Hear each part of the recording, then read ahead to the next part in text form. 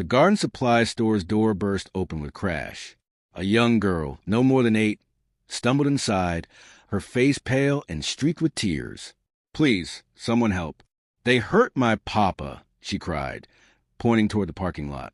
Outside, an elderly man lay motionless between 2 vehicles, his medical walker crushed beside him while engine noise faded in the distance. Before we continue this story, tell us where in the world you're watching from. Also, please subscribe to the channel. It helps us bring you more inspiring stories of courage and justice every single day. The spring sun cast warm light over Millbrook, a quiet town tucked into the valleys of Tennessee, when Henry Chapman, a 74-year-old Navy veteran, pulled into the garden supply store parking lot. His granddaughter, Sophie, aged 8, sat in the passenger seat of the old Ford pickup, clutching a packet of sunflower seeds. "Papa, can we get the post to the garden fence today?" Sophie asked, her bright smile lighting up Henry's tired face. Henry adjusted his Navy veteran cap. "That's exactly why we're here, sweetheart. Your Nana's been wanting to plant those roses by the fence line." Inside the store, the smell of fertilizer and potting soil filled the air. Henry moved carefully, his back still bearing the strain of an injury from decades at sea. Sophie held his hand, patient and proud to be with her hero. They were loading fence posts into the truck bed when trouble arrived. 4 young men in their early 20s pulled up in a modified sports car, music thumping, exhaust pipes roaring unnecessarily loud. They were locals, known for causing problems, sons of wealth who never faced real consequences. The leader, a muscular man named Brandon, stepped out wearing expensive sneakers and a cocky grin. "Hey, old guy, you're taking up too much space." Henry looked around. The lot was half empty, plenty of room for everyone. "I'll just be a few more minutes, son." Brandon kicked Henry's truck bumper, leaving a scuff mark. "I said move it, Grandpa." Sophie's eyes widened. "Don't hurt our truck." One of Brandon's friends laughed. "Ah, look, he's got a tiny Defender. How adorable." Henry straightened, his voice calm but firm. "Young man, there's no need for hostility. We'll be finished shortly." But Brandon was riding high on more than just arrogance. He was intoxicated by privilege, by years of his father's money smoothing over every mistake he'd ever made. "You don't give me orders, fossil." Brandon shoved Henry hard in the shoulder. Henry stumbled backward, his weak back giving out. He fell between the vehicles, his head striking the asphalt with a terrible thud. His Navy cap tumbled into a puddle. "Papa!" Sophie screamed, dropping to her knees beside him. Brandon's friends burst into laughter. One of them recorded it on his phone. "Yo, did you see that? Dude just collapsed." They kicked gravel toward Henry's face, still laughing as they piled back into their car. "Stay on the ground where you belong, old man," Brandon shouted before they sped off, tires squealing. Sophie was crying so hard she couldn't catch her breath. "Papa, please get up. Please, Papa." Henry's eyes fluttered. Blood seeped from a gash on his temple. "I'm okay, sweetheart. I'm okay." But he wasn't. His ribs ached where he'd hit the ground.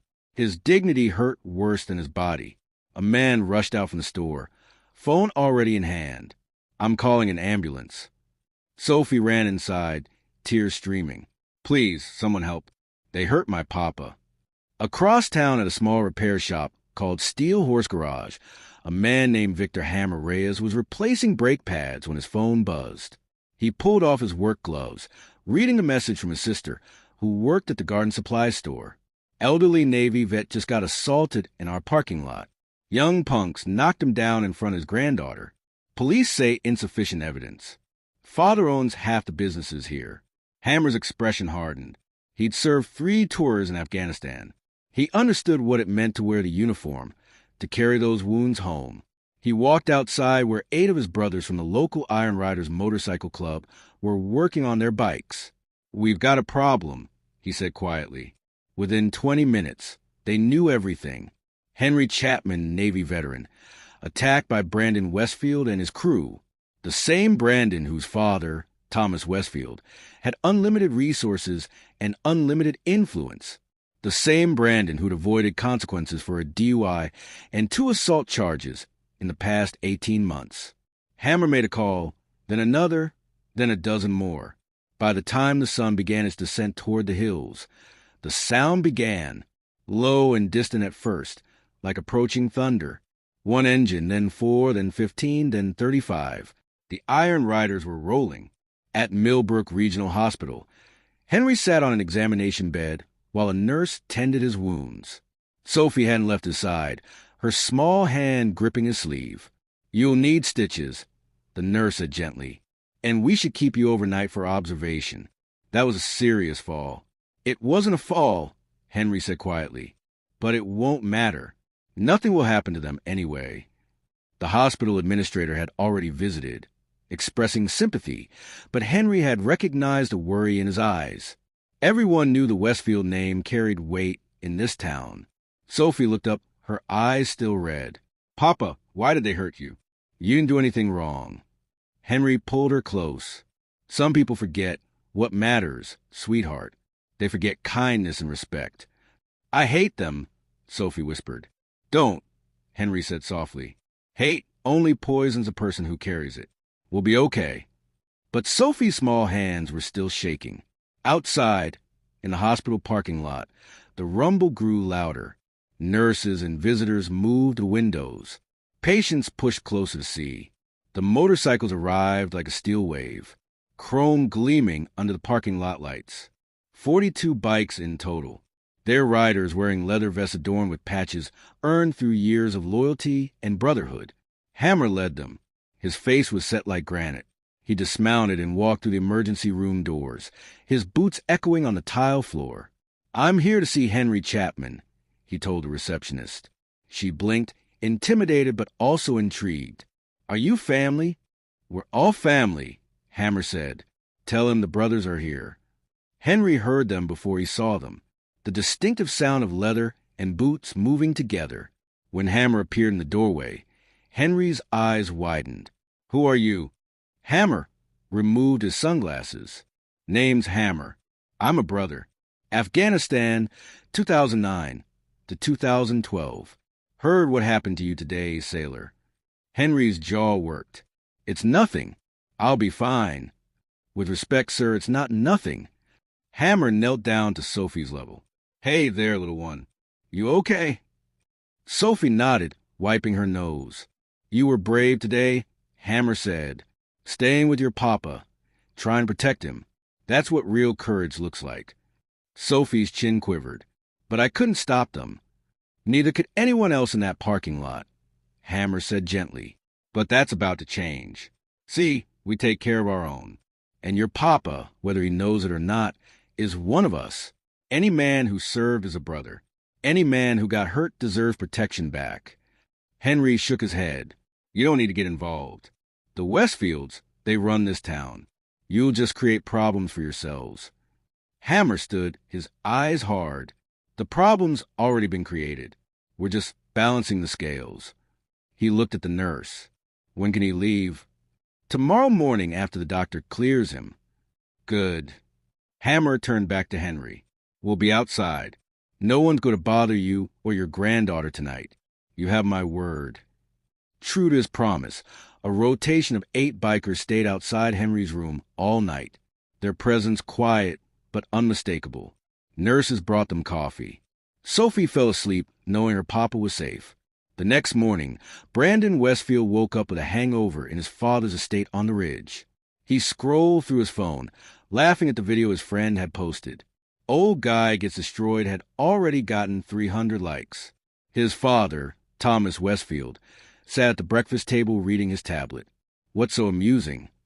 "Nothing," Brandon said, pocketing his phone. But Thomas had already heard. Small towns talk fast. He set down his tablet, his expression cold. "You put your hands on a veteran?" Brandon shrugged. "He was blocking my way." "You're a fool," Thomas said. "But you're my fool. I'll handle it." He made 3 phone calls.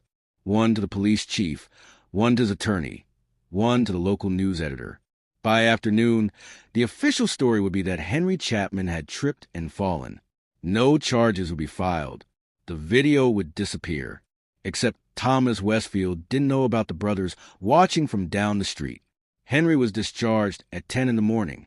Sophie held his hand as they walked slowly to the parking lot, where Henry's Ford had been brought by a hospital attendant. Waiting beside it was Hammer and the entire chapter. 42 bikes, their engines idling softly. Henry stopped. "What's all this?" Hammer smiled. "Your escort home. And then we're going to have a conversation with the people who think they can put hands on a sailor and walk away." "You can't," Henry said. "The Westfield will destroy you with lawsuits." "They can try," Hammer said, "but there's something they don't understand. You can buy judges and police, but you can't buy honor, and you definitely can't buy the respect of 42 men who've lived by a code longer than these punks have been alive." Sophie tugged Hammer's vest. "Are you going to hurt them?" Hammer knelt again. "No, little one. We don't hurt people just to hurt them. We're going to teach them something they should have learned long ago. That actions have consequences. That respect isn't optional. And that some men still stand up when others look away." The convoy rolled through Millbrook, a sight that brought people to their doors and windows. The roar of engines echoed off buildings. At the garden supply store, employees came outside and clapped. They escorted Henry home, where his wife Margaret stood on the porch with tears streaming down her face. She'd heard everything. "Henry," she breathed, rushing to embrace him. Hammer approached respectfully. "Ma'am, your husband's a good man. What happened yesterday won't happen again. You have our word." Margaret looked at the gathering of bikers, their weathered faces and knowing eyes. "Thank you," she whispered. "Thank you for caring." "We take care of our own," Hammer said simply. That afternoon, while Henry rested and Margaret fussed over him, the Iron Riders went to work. They didn't go to the Westfield estate. That would come later. First, they went to the garden supply store and collected the security footage the owner had been too afraid to give the police. Then they visited the hospital and obtained the medical report documenting Henry's injuries. Then they stopped at the homes of 4 witnesses who'd been in the parking lot, but had been too intimidated to give statements. By evening, they had everything they needed. Hammer called a contact, an attorney named David Park, who'd built his career taking on powerful families who believed they were above the law. He listened to everything, watched the video, and smiled. "I'll file charges tomorrow morning," he said. "Assault, battery, property damage. And I'll make sure the press knows. The Westfields can't make this disappear if everyone's watching." But Hammer wasn't satisfied with legal justice alone. Some lessons needed to be taught in the language bullies understood. Brandon Westfield's favorite hangout was a club called the Heights, a pretentious place where imported beer cost $15, and everyone pretended to be more successful than they were. That night, Brandon and his 3 friends were there celebrating their immunity. The video had been scrubbed from social media, but they'd saved copies. They were planning to print stickers. "To old guys who can't take a shove," Brandon toasted, laughing. The club went quiet, not because of Brandon, but because of the sound outside, that familiar thunder. 42 motorcycles parked in perfect rows outside the Heights. The riders dismounted slowly, deliberately. They weren't rushing. They didn't need to. Hammer walked in first. The bartender reached her phone, but Hammer raised a hand. "We're not here for trouble. We're here to have a conversation." Brandon's face drained of color when he recognized Hammer from the hospital. "What do you want?" "You know what we want," Hammer said quietly. "We want you to understand what you did." Brandon's bravado returned. "My dad will crush you." "Your dad isn't here," Hammer said. "And money can't protect you from truth. See, we got video, medical records, witnesses. By tomorrow, everyone in the state is going to know what kind of man you are. Everyone's going to see you push down a 74-year-old veteran and laugh about it." Brandon's friends started edging toward the back exit, but they found bikers blocking every door. Not threatening, just present. "You think you're tough?" Hammer continued. "You want to know what tough is? Tough is Henry Chapman serving 20 years in the Navy and coming home to raise a family. Tough is him getting up every morning with pain that never stops but never complaining. Tough is that little girl watching her hero get hurt and still having the courage to ask for help." Hammer stepped closer. You're not tough. You're a coward who picks on people who can't fight back. But here's the thing about cowards. Eventually someone stands up to them. Brandon tried to maintain his sneer. So what? You're going to beat me up? That'll really prove your point. No, Hammer said. We're not going to touch you. We don't need to. See, tomorrow morning, you're going to walk into the police station and confess. You're going to apologize to Henry Chapman and his family. And you're going to accept whatever consequences come your way. Brandon laughed nervously. Why would I do that? Hammer pulled out his phone, showing the video. Because if you don't, this goes viral. And I mean really viral. National news, social media, everywhere. Your face, your name, your daddy's name. Everyone will know. And trust me, kid, your father's business partners won't be happy when his son becomes a poster child for entitled brats who assault veterans. Brandon's face crumbled. You can't do that. We can, Hammer said. And we will, unless you do the right thing. It's your choice. Face the music like a man or hide behind your daddy and become a national embarrassment. The club was silent, except for the bass line from the sound system. Brandon looked at his friends, but they wouldn't meet his eyes. He looked at the door, but there was nowhere to run. He looked at Hammer and saw something he'd never encountered before, unwavering resolve backed by moral authority. I need to think about it, Brandon mumbled. You've got until noon tomorrow, Hammer said. After that, we make our own justice. The bikers left as quietly as they'd arrived, their engines rumbling into the night like distant thunder promising rain. Brandon didn't sleep that night. He knew his father would protect him from legal consequences, but he also knew his father couldn't protect him from public humiliation. Thomas Westfield's empire was built on reputation and connections. A viral video of his son assaulting a veteran would destroy that. At 7 a.m, Brandon called his father. I need to talk to you. Thomas arrived at the estate within the hour. Brandon showed him the video, explained the ultimatum. Thomas's face went red, then pale. Those bikers are blackmailing you. They're giving me a choice, Brandon said quietly. We fight this, Thomas said. I'll bury them in lawsuits. I'll have them arrested for harassment.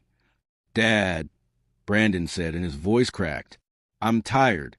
I'm tired of running from consequences. I'm tired of you fixing everything. Maybe it's time I face what I did. Thomas stared at his son as if seeing him for the first time. You don't know what you're saying. I do, Brandon said. For once in my life, I actually do. At 11:45, Brandon Westfield walked into the Millbrook police station. He was alone. No attorney, no father, just himself and a weight he'd carried for too long. I'm here to confess the assault, he told the desk sergeant. The sergeant blinked. Excuse me? Henry Chapman, the veteran I attacked. I want to confess and press charges against myself. By noon, the news had spread through Millbrook like wildfire. By evening, it had reached the state news. By the next morning, it was a national story. Wealthy young man confesses to assaulting veteran after Iron Rider's intervention. The narrative wasn't about the bikers being vigilantes. It was about them being what the system should have been, advocates for justice when institutions failed. Henry Chapman sat in his living room watching the news with Sophie on his lap. The girl had insisted on staying home from school to be with her papa. He said sorry, Sophie said, pointing at the TV showing Brandon's tearful confession. He did, Henry agreed. Do you forgive him, Papa? Henry was quiet for a long moment. Forgiveness isn't the same as forgetting, sweetheart. What he did was wrong.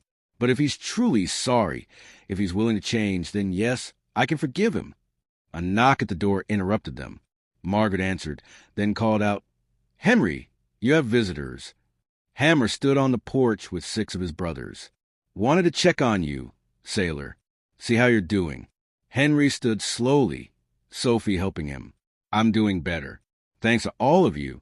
We didn't do anything special, Hammer said. Just reminded some people what right looks like. Sophie tugged Hammer's vest again. Can I show you something? She ran to her room and returned with a drawing. It showed stick figures on motorcycles with thank you written in crayon across the top. Hammer knelt down, his eyes unexpectedly misty. This is the best thing anyone's ever given me. Little one, can I keep it?" Sophie nodded vigorously. Henry extended his hand. "I can't thank you enough. You gave me something I thought was gone. You gave me faith that there are still good people willing to stand up." Hammer shook his hand firmly. "You never lost it, Henry. You just need to be reminded that you're not alone." As the bikers prepared to leave, Sophie called out, "Will you come back?" Hammer smiled. "Anytime you need us, little one, anytime you need us." The legal process moved forward. Brandon Westfield was charged with assault and battery. His father's lawyers couldn't make it disappear because the entire nation was watching. Brandon pleaded guilty, was sentenced to community service, probation, and mandatory anger management. More importantly, he was required to participate in a veteran mentorship program where Henry Chapman volunteered. Their first meeting was awkward, painful even. Brandon couldn't look Henry in the eye. "I'm sorry," Brandon said, his voice barely a whisper. "I'm so sorry." Henry studied the young man. "Why did you do it?" Brandon's shoulders shook. "Because I could, because no one ever stopped me, because I thought being powerful meant I could do whatever I wanted. And now I know I was wrong about everything." Henry sighed. "Brandon, I'm going to tell you something, and I want you to listen. You're not a bad person. You're a person who did bad things. There's a difference. Bad people don't feel remorse. They don't confess. They don't try to change. You did all three." Brandon looked up, tears streaming. "How can you not hate me?" "Because hate is poison," Henry said. "And I've lived too long to let poison into my life. What you did was wrong. Terribly wrong. But if you're willing to learn, if you're willing to grow, then I'm willing to help you do that." Over the following months, Brandon worked alongside Henry at veteran support centers.